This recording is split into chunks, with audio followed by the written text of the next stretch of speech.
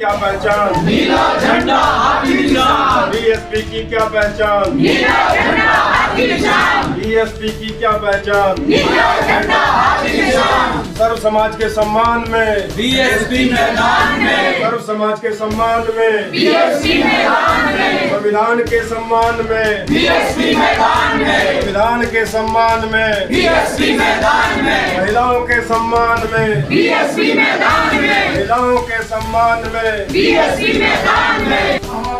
महरौली विधानसभा से बहुजन समाज पार्टी के उम्मीदवार योगेश्वर सिंह बिष्ट ने अपने कार्यालय का उद्घाटन आज अपने समर्थकों के साथ महरौली में किया। हवन पूजा पाठ के साथ ही मंत्रोच्चारण के बीच कार्यालय का शुभारंभ किया गया।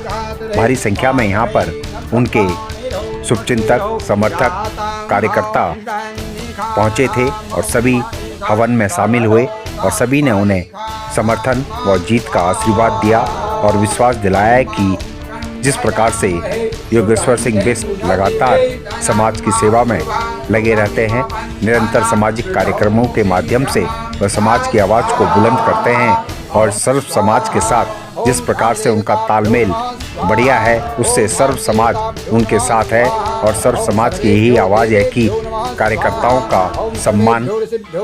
योगेश्वर सिंह बिष्ट चुनावी मैदान में। देखिए रिपोर्ट।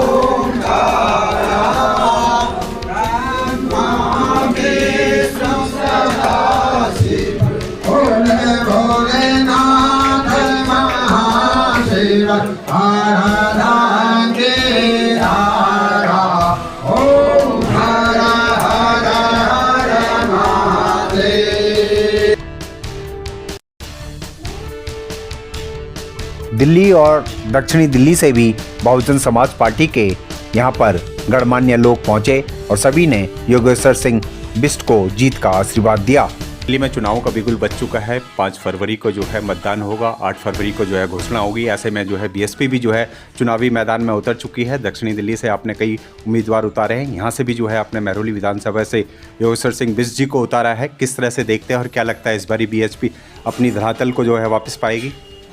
देखिए, बहुजन समाज पार्टी सर्व समाज की बात करती है।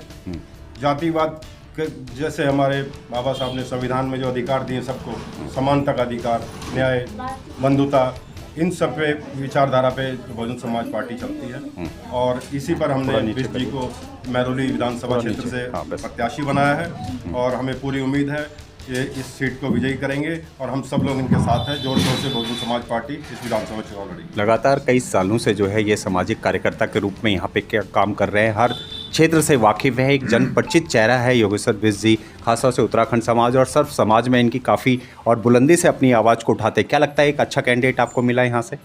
जी, वैसे तो पूरी दिल्ली में हमारे 68 प्रत्याशी मैदान में है।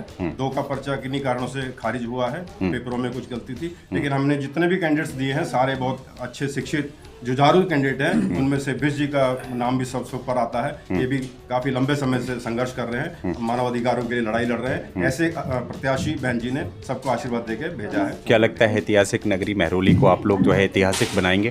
जी, इस बार आप देखेंगे कि इतिहास रच जाएगा महरौली विधानसभा। क्या शुभकामनाएं देना चाहेंगे आप योगेश्वर बिष्ट जी को? चैनल के माध्यम से मैं बिष्ट जी को शुभकामनाएं देता हूँ और यहाँ के सभी साथियों को धन्यवाद देता हूँ जिन्होंने इनका सहयोग करना है आगे भी और उनको भारी मतों से विजय बनाना है। ठीक है सर। कार्यकर्ता लड़े चुनाव तभी होगा। सामाजिक कार्यकर्ता लड़े चुनाव तभी होगा। सामाजिक कार्यकर्ता लड़े चुनाव तभी होगा। चुनाव का बिगुल बज चुका है। आज आपने अपने कार्यालय का उद्घाटन कर दिया है। भारी संख्या में यहाँ पे आपके समर्थक पहुँचे थे। क्या लगता है सर, अब लड़ाई कैसी रहेगी और आगे क्या रहेगा रणनीति?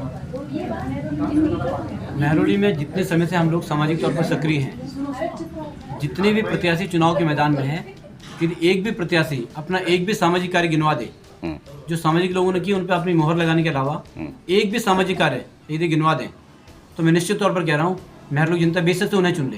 और ये तो हमारे जितने सामाजिक काम किसी ने किए हों बिना स्वार्थ के, एक एक व्यक्ति के लिए, एक एक समाज के लिए, पर्यावरण के लिए विशेष तौर पर, और जो महरौली के आसपास की सारी बस्तियां हैं, चाहे रजोगरी पहाड़ी हो, चाहे महरौली के बाहर की साइड जिसको लद्दा सराय बताया जा रहा है वो क्षेत्र हो, चाहे श्री राम कॉलोनी हो, चाहे नट कॉलोनी हो, जहाँ जहाँ पे भी लोगों को सरकारी तंत्र से परेशानी हुई है हमने उनके लिए शुरू से ही आवाज़ उठाई है।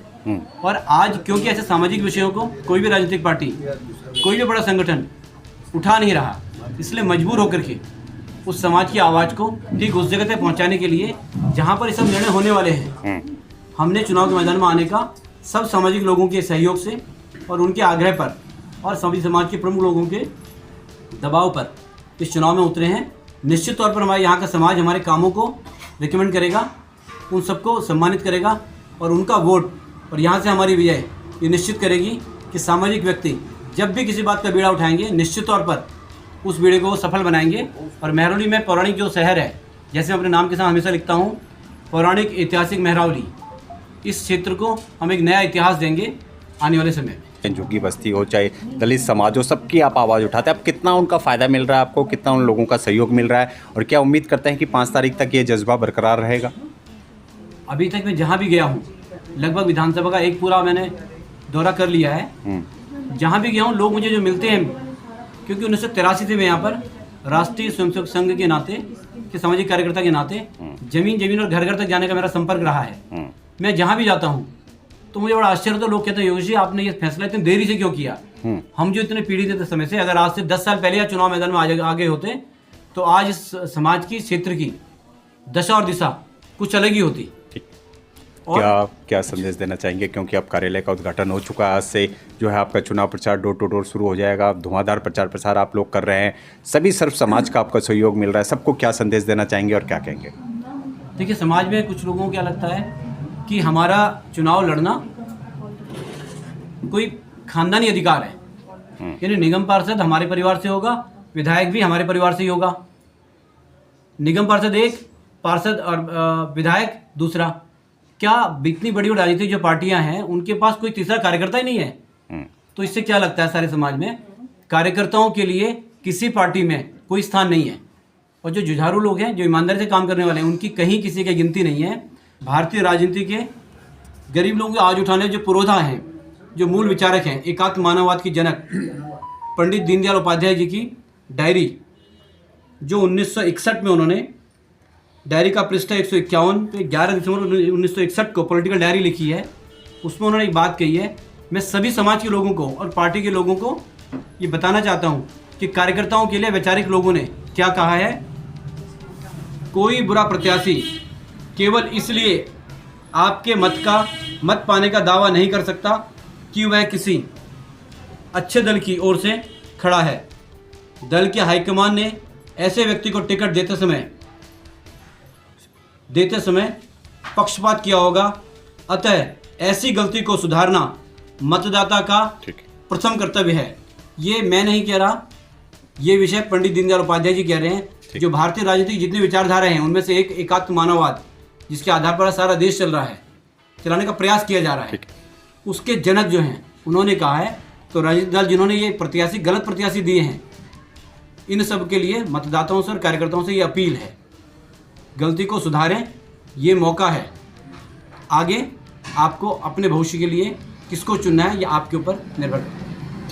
योगेश्वर जी आप संघर्ष करो, हम तुम्हारे साथ हैं। योगेश्वर जी आप संघर्ष करो, हम तुम्हारे साथ हैं। योगेश्वर जी आप संघर्ष करो, हम तुम्हारे साथ हैं। बहन कुमारी मायावती जिंदाबाद जिंदाबाद, बहन कुमारी मायावती जिंदाबाद जिंदाबाद। बाबा साहब डॉक्टर भीमराव अम्बेडकर अमर रहे, अमर रहे, अमर रहे। बाबा साहब डॉक्टर भीमराव अम्बेडकर अमर रहे, अमर रहे, अमर रहे।